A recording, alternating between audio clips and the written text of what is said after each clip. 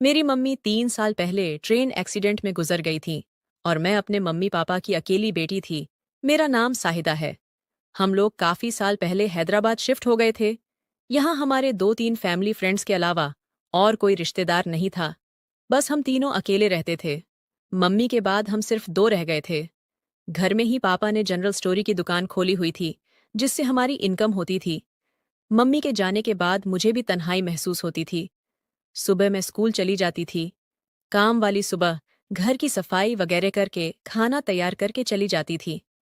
School से वापसी पर हम दोनों बाप बेटी साथ खाना खाते थे। मम्मी की कमी बहुत महसूस होती थी।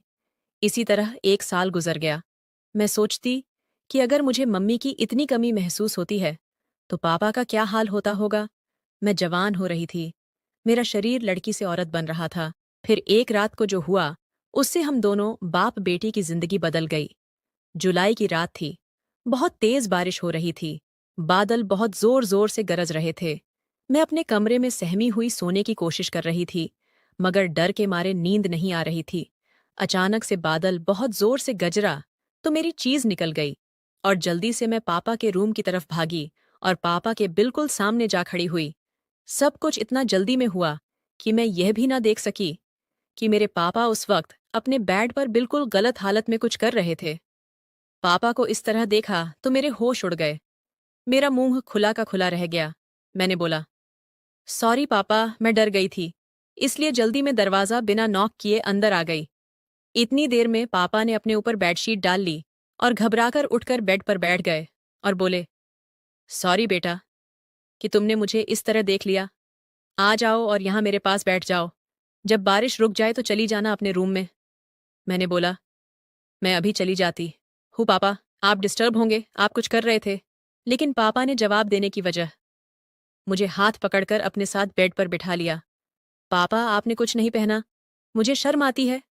ये कहते हुए मुझे खुद अपने बारे में याद आया कि मैं भी सिर्फ एक पतली टी शर्ट और शॉर्ट्स पहनी हुई थी। जल्दीबाजी में टी शर्ट के अंदर ब्रा भी पहनना भूल गई थी। एक तरफ पापा को मैं उसे हालत में देख चुकी थी और अब वह सिर्फ बेडशीट डाले बैठे थे, और दूसरी तरफ मैं भी उनके बराबर बैठी हुई थी। मेरी सांस फूल रही थी। मुझे उस रात पापा के बराबर बैठकर पहली दफा एहसास हुआ कि मैंने इतनी बड़ी होकर भी अभी तक कुछ नहीं किया था। एकदम कुंवारी थी। अचानक बारिश का शोर और ज्यादा हो गया और साथ ही बादल एक बार फिर बहुत जोर से गरजे। मैं डर के मारे एकदम पापा से लिपट गई। इस तरह लिपटने से पापा की बेडशीट हट गई। मैं कोई 10 सेकंड तक यूं ही लिपटी रही। तब मुझे पता चला कि मैं अपने पापा से लिपटी हुई हूं। मैंने घबराकर पापा से अलग होने की कोशिश की तो पापा ने मेरी कमर से खींचकर मुझे मजबूती से अपने साथ जकड़ लिया और बोले, जानू ऐसे ही बैठी रहो। पापा से लिपटी हुई। मेरा सर पापा के सीने पर था। पापा, ये आप क्या रहे हैं? मैंने बोला, आज तुम्हारी मम्मी की बहुत याद आ रही है। पापा ने जवाब दिया, जब मम्मी की याद आती है तो आप ऐसे करते हैं। बेटा, वह तुम्हारी माँ थी, लेकिन मेरी बीवी थी, और मियाँ बीवी का रिश्ता अलग तरह का होता है। मैं समझ ही नहीं पापा। मैंने बोला, बेटी क्या तुम्हें नहीं पता मियाँ बीवी का क्या रिश्ता होता है? पापा ने पूछा। नहीं पापा। मैंने बोला, अब मैं कैसे तुम्हें कैसे बताऊं कि मियाँ बीवी में क्या रिश्ता होता है, और इसी रिश्ते की वजह से तुम पैदा हुई और आज तुम यहाँ मेरे साथ बैठी हो। मैंने पूछा, वह कैसे? पापा, मेरी समझ में अब भी नहीं आ रहा था। पापा बोले, शादी के बाद मियाँ अपनी बीवी के साथ कुछ करता है तो फिर 9 महीने बाद बच्चा पैदा होता है। मैं बोली, पापा अभी भी समझ नहीं आया। पापा बोले, अब इससे आगे मैं जो तुम्हें बताऊंगा उसके लिए तुम्हें भी मेरी तरह कपड़े उतारने पड़ेंगे। क्या तुम तैयार हो? मैं पापा की बात सुनकर पूरी तरह शर्मा गई और कुछ न बोल पाई। मैं कुछ समझ कर बोल पाती उससे पहले ही पापा ने मेरी टी शर्ट निकल दी। आज मेरे अपने पापा जो कुछ भी मेरे साथ करने जा रहे थे, ये मेरी जिंदगी का सबसे अनोखा तजुर्बा था। अब पापा अपनी बेटी के साथ वह करने जा रहे हैं जो पापा मेरी मम्मी के साथ करते थे, और पापा फुल मस्ती में थे। मेरी नजरें पापा की नजरों से मिली और मैंने शर्म से आंख बंद कर ली। आज मैं अपने ही सगे अब्बू से यह सब करवा रही हूँ।